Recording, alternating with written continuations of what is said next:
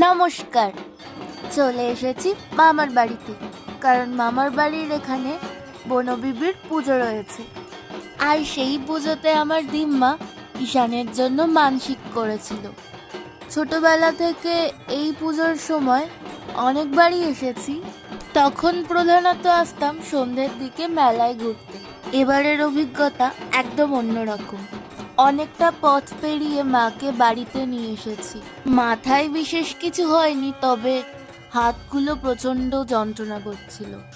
একটা সময় এসে মনে হচ্ছিল না, আর পারবো না, তবে হাল ছাড়িনি। তবে ঠাকুর নামানোর পর আমার ভীষণ পরিমাণে হাত কাঁপছিল। সবাই আমাকে বলছিল যে তোর নার্ভের প্রবলেম আছে, কিন্তু আমি লক্ষ্য করেছি কোনো ঈশ্বরের মূর্তির সংস্পর্শে গেলেই আমার এমন হাত কাঁপে। যেরকম বুড়ো শিবতলায় মহাদেবের মাথায় জল ঢালতে গিয়ে আমার হাত সমানে কেঁপেই যাচ্ছিল। এই অনুভূতির নাম আমার জানা নেই। আচ্ছা, আমি মাঝে মাঝে ভাবি আমরা ঈশ্বরের কাছে এত আবদার কেন করি? আমার মনে হয় আমরা বড্ড উচ্চাকাঙ্ক্ষী আর বাহানাবাজ। ঠাকুরের কাছ থেকে চাওয়ার কোনো সুযোগই আমরা ছাড়ি না।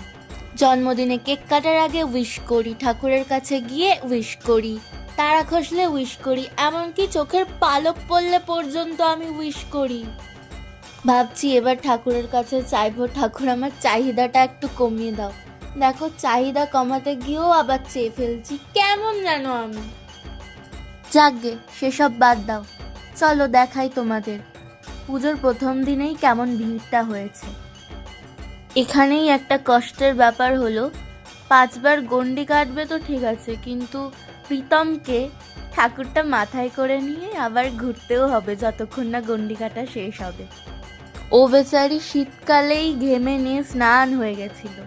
ঈশান আবার গেছিল ওর ঘাম মোছাতে, কিন্তু ও এত সুন্দর যে ঘাম মোছায়।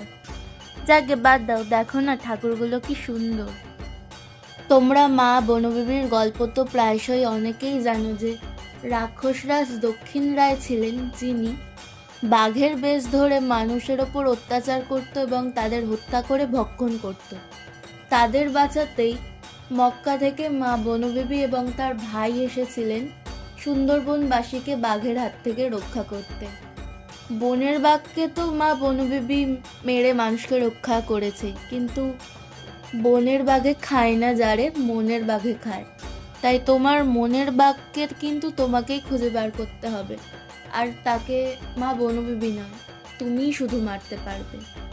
মন্দিরের ভিতরে মা বনবিবির মূর্তির দর্শন